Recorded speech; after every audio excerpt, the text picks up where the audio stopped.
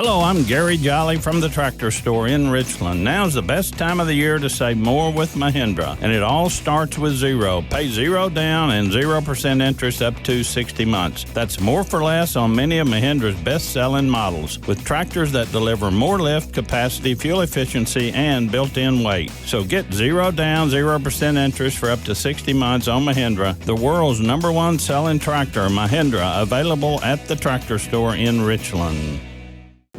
Chris, at what point there did you realize y'all had a no-hitter going? And I guess just walking off the field, what was that kind of like to be a part of? It was exciting. About the 5th or 6th inning, you start to realize it because you start having to make some pitching decisions.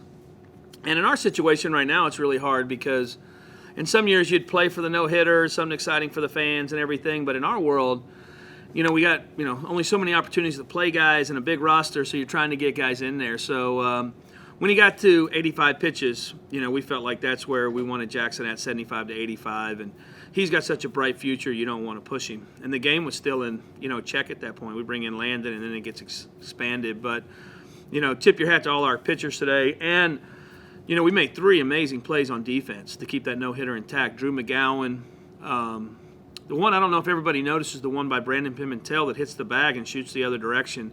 9 times out of 10, that's a double.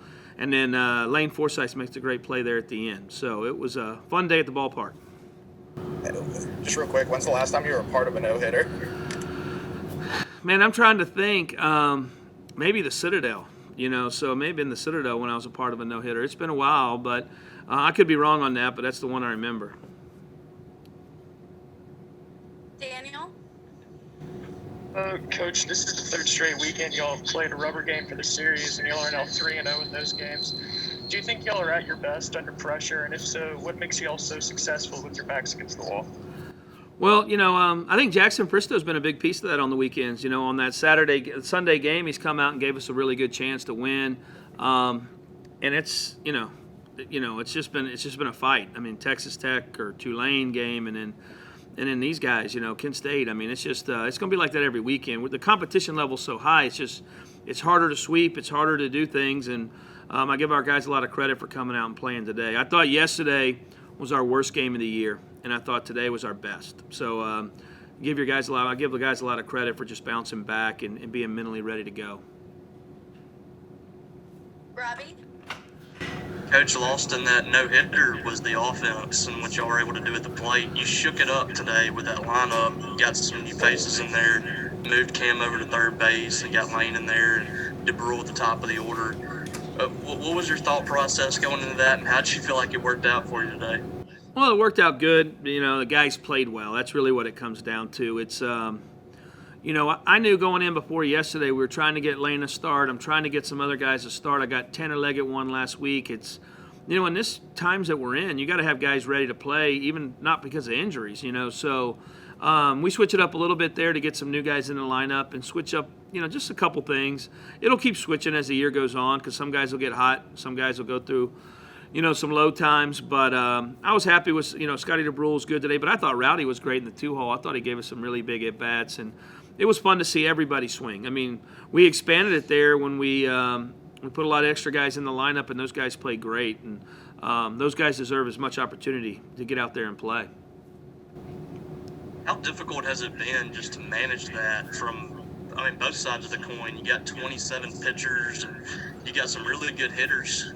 Case Gardner can't get in there right now because of your 2 catchers. Yeah. How difficult is that to manage this roster when you have all that talent? You're trying to get them some playing time.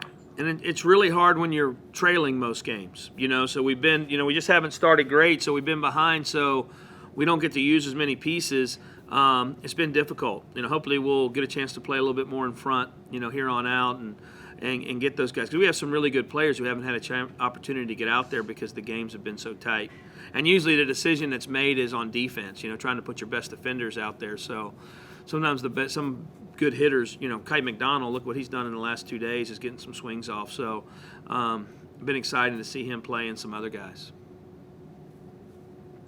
Steve? Coach, what was it like in the dugout with those guys? I know how superstitious baseball players can be, but how were your guys kind of managing that? Maybe I just oblivious, but they were pretty good. Our guys were bouncing around. like a normal day. I'm sure everybody knows, you're not supposed to talk about it, so nobody really – I didn't hear anybody bring it up, but it was just it was fun to watch, especially after you got past the 5th or 6th in those Mikey Tepper innings. And then, Cam even coming in late. We thought Cam was going to come in and face a couple lefties, and then they flipped the lineup on us. And, we wanted it really wasn't for the no-hitter. We're trying to get Cam out there at the Dude in front of a crowd. So our guys were excited about it, but I think they were relieved after we made that last catch. I know you've been a baseball guy a long time, but when you see Drew McGowan lay out full extension there, giving you an incredible effort to keep it intact, did you kind of have a feeling something cool might be happening? Yeah, I felt so. I felt there was a couple hard hit balls by them. They hit a one or two to Scotty DeBrule early up the middle and were played there. And then Pimentel catches that ball late. That's when I thought, I just didn't know we'd be tested on the last ball of the game. That was a really tough play that Lane made. Ben? Chris, I know we've talked a lot about Jackson as a guy, that is really talented. Just to see him come out and pitch the way he did today, just what did that kind of show? And I guess what about his game makes him so effective? It's a lot of poise for a young kid. A lot of poise, and it's you got to look at the radar gun to see if it's a mid-90s fastball, but it's also a plus slider, and he's really learning how to command it. I think that's the biggest thing is putting that ball in good spots of the plate, and it's just hard. Big kid, throws hard, and you can't run on him. He does a lot of good things out there. And, the fun part for me is I feel like every week we see him, he's getting better. He's improving. He's really he's one of those guys that takes a lot of pride in his daily work, and you can see it coming out in his game work all the time. I just feel like he keeps getting better and better. And it just seems like Jackson's a decently emotional guy on the mound. Just how much is that something that guys can feed off of in the field? Well, I think it's good. He is emotional. He gets he's been less as time's gone on. His first outing was real emotional, and Tulane was emotional. I felt like he was a lot more in check this weekend. It's probably why he was able to pitch with the velo longer than normal. Or maybe he's building up to it. But I think, early in the year we had some of those really big starts, and he was, it's emotional, and it takes away from you a little bit. Jackson, obviously 6 perfect innings. What was clicking for you up there? I just went out there with the mindset of just fill it up, and I've been practicing, all of my pitches this week and kind of getting a feel just based off the 2 starts I already had, just kind of knowing what to work on and what to fix. And so I just had kind of a different mindset today going into this game, which kind of, I think, made me fill up the zone a little more. It feels like at least kind of start by start, things have gotten a little more dialed in each one. Just what's kind of been your process in terms of working through that, and now kind of 3 starts in, where do you feel like you're at now? I feel really good about my game right now. I think, each start I kind of learn something new about, what I'm doing out there. So each week from start to start, I go out with, a different mindset to practice every single day on what I want to do and what I want to get better and what I think that I need to do to change my game up just to keep getting better and better from every start. Robbie?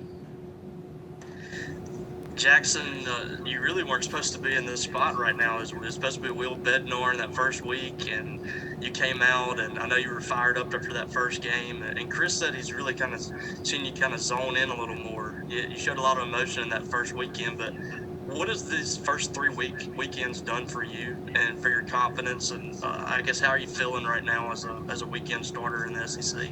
Yeah, it's a great spot to be in. Just having some guys, give me the chance to go out there and give me those starts and have Coach Lemonis have the confidence in me to, put me out there in those situations. It's at first, it's kind of one of those things you keep getting used to. So I think just keep going out there every single time. It just keeps getting, more comfortable for me. So. Steve? Had some great defensive plays made behind you. You have some guys out there picking you up. Just kind of talk a little bit about how well those guys played behind you today. Oh, yeah. We have one of the best defenses in the country. When our guys are there and making plays, it's great, having those guys play behind you. It's really easy to pitch knowing that, you got guys in the field that are making about every play. Quick follow-up on that, too. Do you feel like this was kind of a statement game for Mississippi State baseball in all facets today?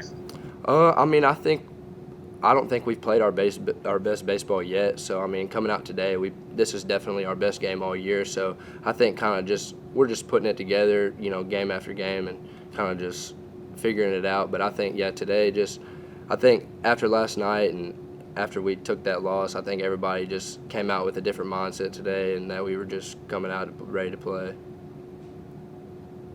Ben? Jackson, I think you had a perfect game going through 6, and then, switched it up as your pitch count got a little high. Just what was that kind of process like, and what was it like watching the last few innings from the dugout?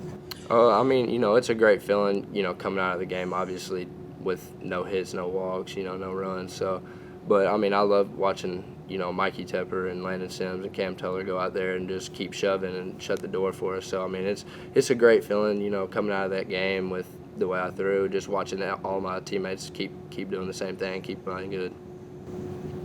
And where kind of were you on that last out as Lanes ran back into the outfield? Where'd you kind of see it? Take us through that moment a little bit. Yeah, I mean, you love to see a guy like Lane go out there and play good. So, I mean, for him to make that catch and play as he did today, I mean, you love to see it, just because I'm a freshman going out there, and just you love to see other freshmen going out there and having a great game. So the play that he made, just to cap the game off, it was a great feeling.